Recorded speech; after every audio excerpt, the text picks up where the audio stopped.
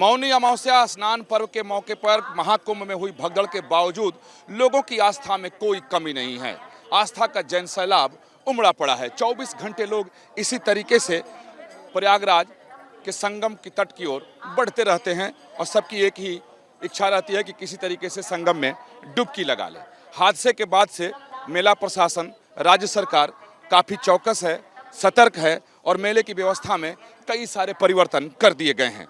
पूरे महाकुंभ को अब नो व्हीकल जोन घोषित कर दिया गया है, यानी अब मेला क्षेत्र में कहीं भी कोई भी व्यक्ति चाहे कितना भी बड़ा हो अपनी गाड़ी लेकर प्रवेश नहीं कर सकता है और उसे जहां भी जाना होगा वो पैदल ही जाएगा, जिस तरीके से श्रद्धालु संगम की ओर बढ़ रहे हैं। इसके साथ ही मेला क्षेत्र में जितने भी रास्ते बने हैं सबको वन वे कर दिया गया है, यानी भगदड़ के पहले वन वे नहीं था, जिधर से लोग आ रहे हैं उधर से लोग जा भी सकते थे, लेकिन अब उसे वन वे कर दिया है, यानी आने का रास्ता कोई और होगा और जाने का रास्ता कोई और होगा। लेकिन पूरी तरीके से अभी ये अमल में आता हुआ दिखाई नहीं दे रहा है, क्योंकि जो लोग आ रहे हैं तो दूसरी साइड से जाते हुए लोग भी नज़र आ रहे हैं।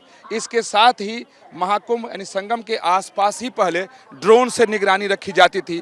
अब पूरे मेला क्षेत्र यानी जो 14 किलोमीटर का एरिया है, इलाका है, जो मेला क्षेत्र घोषित किया गया है, उस पर नज़र ड्रोन के जरिए रखी जाएगी, यानी उसका दायरा बढ़ा दिया गया है।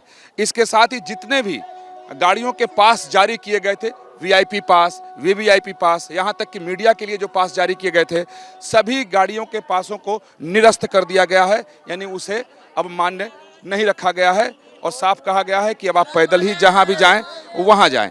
इसके साथ ही भीड़ को नियंत्रित करने के लिए, भीड़ पर निगरानी रखने के लिए हेलीकॉप्टर से पहले भी नज़र रखी जाती थी, लेकिन अब आला अधिकारी हेलीकॉप्टर से खुद नज़र रखेंगे और सिर्फ अब संगम या उसके आसपास के ही इलाके में नहीं, जो भी मेला क्षेत्र है उस पर अब हेलीकॉप्टर के जरिए नज़र रखी जाएगी। और वीवीआईपी कल्चर को ख़त्म करने के लिए जितनी भी वीआईपी व्यवस्था यहाँ की गई थी, प्रोटोकॉल रखे गए थे, उन सबों को भी निरस्त कर दिया गया है। यानी अब मेला में जो भी आएगा उसे किसी भी तरह का वीआईपी प्रोटोकॉल नहीं मिलेगा। अब उसे पैदल जाकर के, अकेले जाकर के या अपने परिजनों के जाकर के ही घाटों पर स्नान करना पड़ेगा।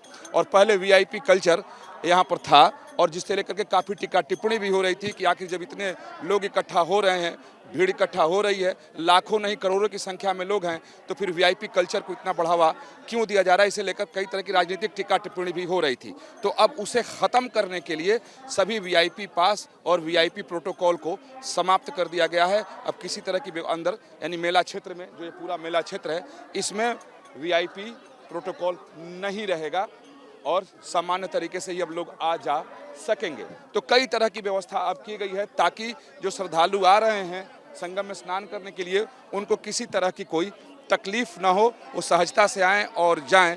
और भीड़ को नियंत्रित करने के लिए कई तरह की दूसरी व्यवस्था भी की गई है।